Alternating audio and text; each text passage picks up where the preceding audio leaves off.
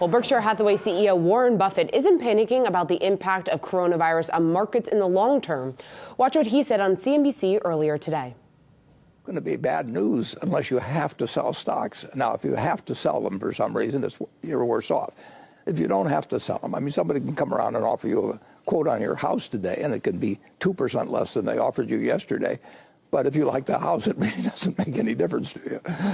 Does that mean Berkshire will be buying stocks today? Well, we certainly won't be selling, and yeah, we could easily be buying something. Joining us now is Cathy Seifert, research analyst at CFRA. And Cathy, when we just hear what Warren Buffett had to say just in terms of the type of pullbacks that we have seen from the coronavirus, it could be viewed as a potential buying opportunity. As someone who closely watches Berkshire Hathaway's stock, what's your reaction to that?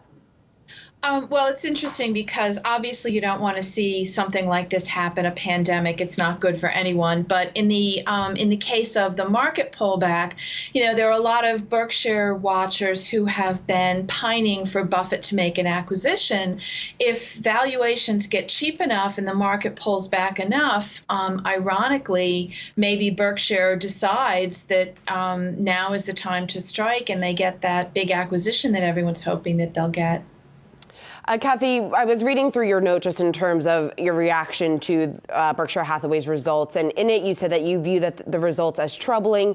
You also say that these results may portend a longer-term trend that may be more challenging to address. Kind of unpack those comments for me and what exactly you mean by that. Sure. I was referencing the insurance results, specifically at Geico.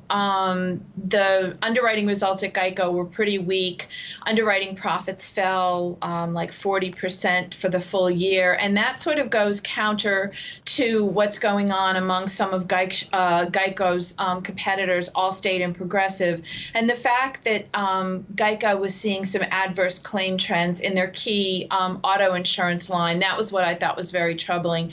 Berkshire also writes a lot of very complicated, large-scale reinsurance contracts, and loss reserve trends in a lot of those lines also deteriorated in 2019, which was also counter to what we were seeing in the broader reinsurance market. So the fact that both the reinsurance group and Geico had some trends that were running counter to what a lot of their peers were seeing was troubling to me.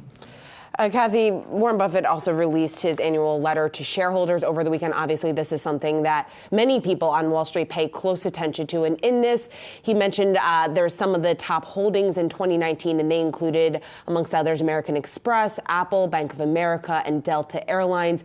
When you take a look at the list of his top holdings, is there anything in there that maybe caught you by surprise or something that maybe made you think twice? Well, I mean, the Apple position, he was sort of late to the game with Apple, but the position has worked out for him. I mean, everything is down today. But what I thought was interesting were the two new names that were added to the portfolio, which was Biogen, a biotech company, and Kroger. And I haven't checked my quotes in the last hour, but Kroger was one of a handful of stocks that was higher this morning. It may be sort of the Buffett effect. But I mean, I really can't criticize any of his investment decisions. I mean, the investment portfolio has done very well. I mean, some of these holdings are very long-term holdings, and his cost basis is very low. You know, he's got a presence in a lot of the large cap banks. But you know, I don't have much criticism about the investment things. I have more issues with what's going on in some of the operating subsidiaries. And what exactly would that be? Well, I meant specifically like in the insurance business. So I think there's some issues there.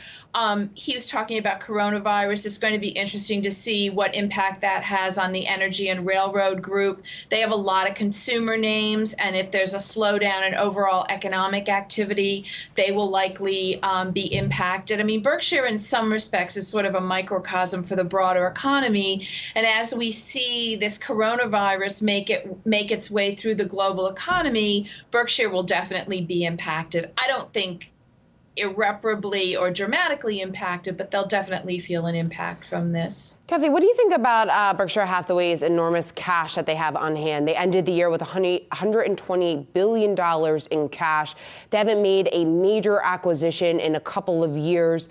When do you expect Berkshire to put some of its cash to use? Well, I mean, and I think that's one of the little parlor games that everyone sort of plays looking at Berkshire is when are they going to do a big deal? And I think one of the things that's becoming an issue for them is that the market for acquisition candidates it's a crowded field. They compete with private equity names to get some of the good targets. They tend to not want to leverage up when they make an acquisition. So as a result, they've sort of been left out in the cold. The cash continues to pile up. You could argue that they should be returning more of it to shareholders. They did buy back about $5 billion in stock in 2019. So I thought that was a good use of cash. They don't pay a dividend, so they're not returning a lot of capital to shareholders. And as I said at the opening, I think if we see market valuations really pull back on the coronavirus, we may see Berkshire put some of that cash to work. Cathy, Warren Buffett used part of his annual letter to really reassure Berkshire shareholders in the company's succession plans. From your take, you closely follow the company, obviously. Are you confident in Berkshire's succession plans? I think the succession issue has been laid to rest a couple of years ago with Ajit Jain and Greg Abel being elevated to sort of handling the insurance and the non-insurance sides of the company. I kind of thought it was interesting that he sought to reinsure investors again, but then he also made a point of saying that they're going to have a more visible role at the annual meeting, and I think that should probably provide shareholders with some comfort.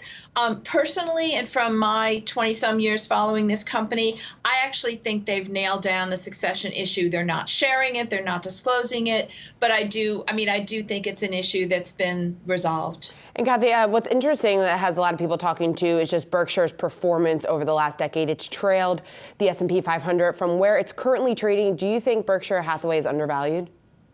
I have a hold on the stock. I think it's fairly valued. I struggle to find a catalyst for the shares.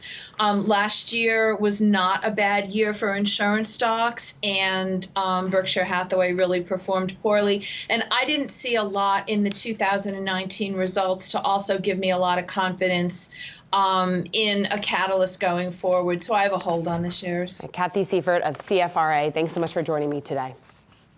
Hey investors, Zach Guzman here. Are you interested in learning more about the markets and getting the latest financial news? Well, then click right here to subscribe to our Yahoo Finance YouTube channel. Get the latest up-to-the-minute market analysis, big interviews in the world of finance, and information on how to manage your money every day wherever you are.